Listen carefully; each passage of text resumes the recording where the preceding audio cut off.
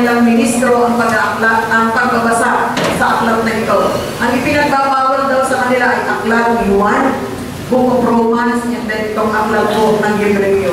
At ako'y nagtataka, bakit kaya kailangan ipagbawal? Ganon ang mga aklat na ito ay bahagi ng Biblia. Bahagi na kung saan ay dapat na pinag-aaralan ng mga mananampalataya. Actually, the book of Hebrews was given originally to exhort and encourage the people of God. Ibinigay ito para pagbulaya ng mga anak ng Diyos upang sa ganon, tumaas lalo ang antas ng ating paniniwala na si Kristo ang Panginoon, ang Diyos at tagapagligtas. Okay, open your Bible in the book of Hebrews chapter 1, beginning verse 1 up. In the past, God spoke to our ancestors through the prophets at many times and in various ways. But in this last day, He has spoken to us by His Son, whom He appointed heir of all things, and through whom also He made the universe. The Son is the radiance of God's glory and the exact representation of His being, sustaining all things by His powerful word. After He had provided purification for sins, He sat down at the right hand of the Majesty in heaven. So He became as much superior to the angels as the name He has inherited is superior to theirs. For to which of the angels did God ever say, "You are my son, today I have become your father"? Or again, "I will be his father and he will be my son"? And again, when God brings His firstborn into the world, He says, let all God's angels worship Him. In speaking of the angels, He says, He made His angels spirits and His servants flames of fire. But about the Son, He says, your throne, O God, will last forever and ever. A scepter of justice will be the scepter of your kingdom. You will roll up. Okay, verse 12. You will roll them up like a robe, like a garment, they will be changed. But you remain the same, and your years will never end. To which of the angels did God ever say, sit at my right hand until I make your enemies a footstool for your feet? Are not angels ministering spirits sent to serve those who will inherit salvation? Okay, so ang Diyos po ang magpala sa kanyang buhay at banal na salita. Tayo po'y sumandaling manalangin. Ama naming Diyos sa dakila, muli sa iyong mapagpalang kamay, tinatagubilin namin ang bawat sandali ng aming pagbubulay-bulay. Binubuksan namin ang aming mga pakinig at ang aming puso at ipinapahintulot namin ang pagharian ito ng iyong banal na Espiritu. Patuloy mo kaming tulungang makaunawa at nawa sa aming kalagitnaan, maranasan namin ang muli mong pag-usap, ang iyong pagpapahayag. Kaya tumaasa kami ng lubusan na pagkakalooban mo kami ng isang mensahe na lubos namin maunawaan at magagamit namin sa pang-araw-araw naming pamumuhay.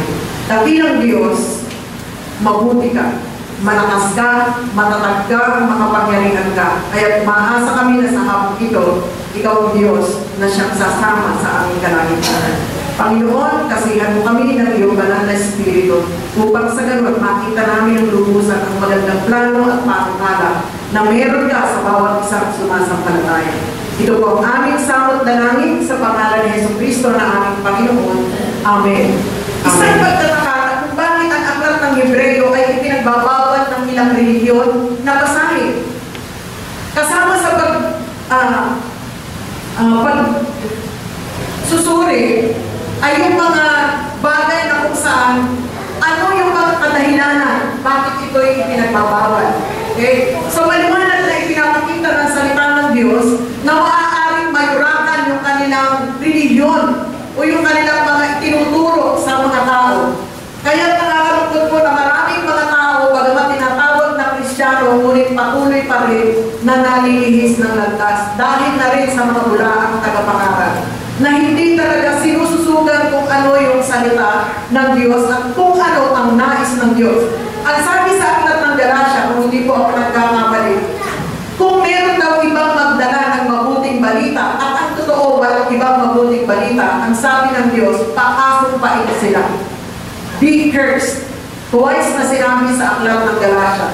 So dito po ngayong hapon, kung ano lang po yung iniaral ng mga alagad at ni Jesucristo, yun dapat ang ating tatayuan. Amen po ba? Dahil sabi nga, no one can lay any foundation aside from the one na inilagay na nila Pablo at ng ating Panginoong Jesus. Amen po ba? So look at the message in the book of Hebrews. Ang pinakapuso ng aklat ng Hebreo ay natala sa book of Hebrews chapter 6 verse 1. Na ang sabi doon, okay, so bigat Tagalog ang sabi po doon, huwag na ang mga panimulang aralin tungkol kay Kristo ang pag-aralan natin, kundi ang maghahatid sa atin sa ganap na pagkaunawa. Sa English translation, ang sabi roon, let us go on unto perfection. Ang gusto ng Diyos, ang pag-aralan natin ay yung mga bagay na maghahatid sa atin sa ganap na pagkaunawa, kung saan tayo dadalhin into spiritual maturity. Amen po ba? Kasi marami sa loob ng churches, bagamat nakikinig, bagamat nagsisimba, pero nananatiling mga bata sa pananampalataya. So the people to whom Hebrews was addressed were not growing spiritually, which is true. Up to now, maging sa loob ng JCSRC, marami ang hindi lumalago spiritually. Marami alam ang Biblia, ikinukot ang talatang ganito, talatang ganyan, from cover to cover maybe. Pero ang totoo, walang nakikita sa buhay ng pagbabago. So ang layunin ng aklat ng Hebreo is to bring us into spiritual maturity. It is a good thing na simulan natin pag-aralan ng buo ang aklat ng Hebreo. Ang sabi sa 5:11-14, ito po dinadaanan ko lang. Hebreo chapter 5, verse 11. Pansinin niyo po, bakit sinabi doon, ini-address ito doon sa mga tao na hindi lumalago spiritually and were in the state of second childhood. Parang nakakalimot na. They are drifting away. Lumalayo na sila sa pagsunod sa Diyos. Look at this one. From verse 11 ng chapter 5, ang sabi doon, marami kaming masasabi tungkol dito, ngunit mahirap ipaliwanag sa inyo sapagkat ayaw ninyong makinig. Isang kadahilanan, ayaw makinig ng tao. Tama? Sa loob ng church, may mga natutulog. Sa loob ng church, may nagkakasingilan ng utang. Sa loob ng church, ginagawa yung kanilang negosyo. Right? Maraming kadahilanan. Noon pa man ay nakita na rin ito sa churches. Okay? Ang sabi na sapagkat ayaw nilang makinig. Dapat sana'y mga tagapagturo na kayo, subalit hanggang ngayon, kailangan pa kayong turuan ng mga panimulang aralin ng salita ng Diyos. Kaya minsan pag medyo napalalim yung turo, parang nagwa-wonder na tayo, or sometimes, hindi ko gusto yata yung nangaral ngayon kasi gusto ko yung doon sa kabila, nagpapatawa doon, masaya. Wala pong masama na tayo maging masaya, enjoy natin ang salita ng Diyos. But sometimes, naniniglect natin kung ano yung dapat na matutunan natin. Ang sabi ng Panginoon, dapat dalhin tayo sa ganap na pagkaunawa. Dahil hanggat hindi ganap ang ating pagkaunawa, patuloy tayong babalik sa ating nakaraang buhay. Nakikita niyo po ba yun? Kaya sabi, dapat ang ilan sa inyo yung mga tagapagturo na. Tingnan niyo yung katabi niyo. Tanungin niyo ilang taon ka na sa Panginoon. Ilang taon ka na sa Panginoon. Kaya ang sabi ng Biblia, ang dapat sa inyo yung matitigas na pagkain. Sino yung 10 taon na?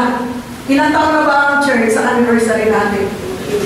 7. Ano sabi? Ngunit hanggang ngayon, up to now, gatas pa ang inyong kailangan. Verse 13, ang nabubuhay sa gatas ay sanggol pa. Maliwanag. Wala pang uwang tungkol sa mabuti masama. Okay? Verse 14, ngunit ang matigas na pagkain ay para sa may sapat na gulang na sanay na sa pagkilala sa mabuti at masama. Okay. Alam niyo ba, bakit ito tinalakay? Okay. Sabi nga, ang purpose niya is to bring us or to bring the readers into maturity. Ang gusto kasi ng Diyos, mag-mature talaga ang mga mananampalataya. Maging kawangis nais ni Kristo. Okay? Ang target natin is yung Christ-likeness. Tama po ba? Kayo ba may target sa buhay niyo? Or just to earn for a living? Just to feed the needs of this stomach? Kaya ang mananampalataya ay meron po dapat na goal. And that is, maging natin yung spiritual maturity. Kaya ang sabi doon, the people to whom Hebrews was addressed were not growing spiritually. And the same thing sa ating generation. Minsan puno-puno ang mga churches, pero lahat gusto gatas pa rin. Walang nag-work. Pansinin natin, dito lang sa Paranaque, kung may nag-work dito, hindi lang po ito ang bilang natin. Baka isang buwan lang tayo nag-stay dito sa Shikaina. We need to find out another place kasi hindi tayo magkasya dito. You see that? You see the difference? Kapag gumagawa ang lahat, ano po magiging outcome?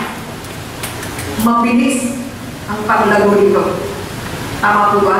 Eh hindi sabi, mga sanggol pa kayo, gusto nyo lagi gatas. At ang nakubuhay sa gatas ay sanggol. Ganyan ang sabi niya, dapat mga tagapagturo na kayo. Okay?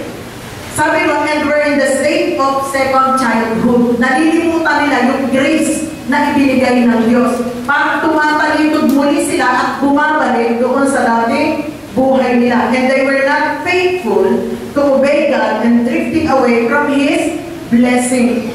Lumalayo sila doon sa totoong biyaya na ibinigay na ng Diyos. Okay, look at the writer. Kung papansinin po natin, hanggang ngayon ay pinagdidiskusyonan ng marami kung sino talaga ang author ng Book of Hebrews since na walang naka-attach na name sa aklat na ito. But primarily, since na naka-address ito sa mga Hudyo, tsak Hudyo po yung writer. So some of the Bible scholars think na si Apollos, maybe it is si Lucas ang sumulat nito dahil daw sa arrangement ng grammar. Okay. Ngunit sa aklat ni Pedro, pinatunayan ni Pedro na nagsulat nito ay si Apostol Pablo. Okay. Sa ating bilang mananampalataya sa ating panahon, ang mahalaga alam natin isa sa mga alagad ang ginamit nito. One important is, one is the content, one it is written. Okay? So the writer wants to encourage them, okay, yung mga Hebreo, to move ahead in their spiritual lives by showing them that in Christ, they have the better blessing. Okay? Ano sabi doon?